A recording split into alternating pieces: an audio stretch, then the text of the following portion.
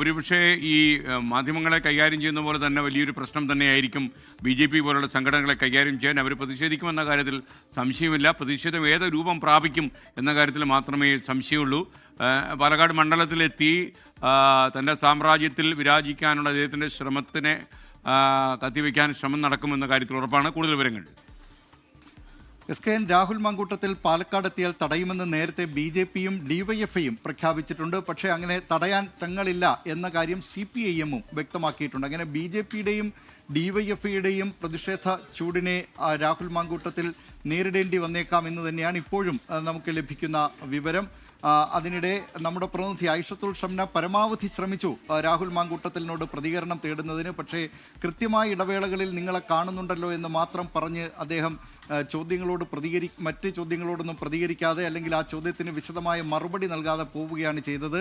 നമ്മുടെ പ്രതിനിധി ഐഷത്തുൽ ഷംനയും അതോടൊപ്പം നമ്മുടെ ക്യാമറാമാൻ രാജീവ് സുദേവുമാണ് ഈ ദൃശ്യങ്ങൾ പകർത്തി വിവരങ്ങൾ പ്രേക്ഷകരിലേക്ക് ആദ്യമായി എത്തിച്ചത്. രാഹുൽ മാങ്കൂട്ടത്തിൽ പാലക്കാട് എത്തുമോ എന്ന ആകാംക്ഷയ്ക്ക് വിരാമം ഇട്ടുകൊണ്ട് രാഹുൽ മാങ്കൂട്ടത്തിൽ ഇപ്പോൾ പാലക്കാട് എത്തിയിരിക്കുകയാണ്, മണ്ഡലത്തിൽ എത്തിയിരിക്കുകയാണ്. അദ്ദേഹത്തിന് എന്തൊക്കെ പരിപാടികളിൽ അദ്ദേഹം പങ്കെടുക്കും, ഔദ്യോഗിക പരിപാടികളിലൊക്കെ അദ്ദേഹം പങ്കെടുക്കുമോ, അതോ രാഹുൽ മാങ്കൂട്ടത്തിൽ അവിടെ MLA ഓഫീസിൽ തന്നെയാകുമോ ഉണ്ടാവുക?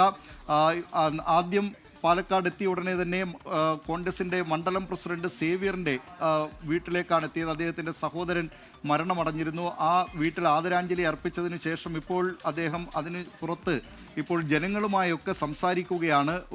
ഈ തെരഞ്ഞെടുപ്പ് കാലത്തേതെന്ന പോലെ അദ്ദേഹം ഓരോ ആൾക്കാരെയും നേരിൽ കണ്ടും അവരോട് സംസാരിച്ചുമൊക്കെയാണ് ഇപ്പോൾ രാഹുൽ മാങ്കൂട്ടത്തിൽ അവിടെ നീങ്ങുന്നത്. 10:30 മാധ്യമപ്രവർത്തകരെ കണ്ടേക്കുമെന്ന് പറയുന്നുണ്ട്. പക്ഷേ അല്പം മുമ്പ് അദ്ദേഹം അതിനൊരു സ്ഥിരീകരണം നൽകാൻ തയ്യാറായിരുന്നില്ല. 38 ദിവസത്തിനു ശേഷം രാഹുൽ മാങ്കൂട്ടത്തിൽ ഇപ്പോൾ സ്വന്തം മണ്ഡലമായ പാലക്കാട് എത്തിയിരിക്കുകയാണ്. SKN. Thank you. നമുക്കൊപ്പം ചേർന്നത് ദിലീപ് കുമാറാണ്.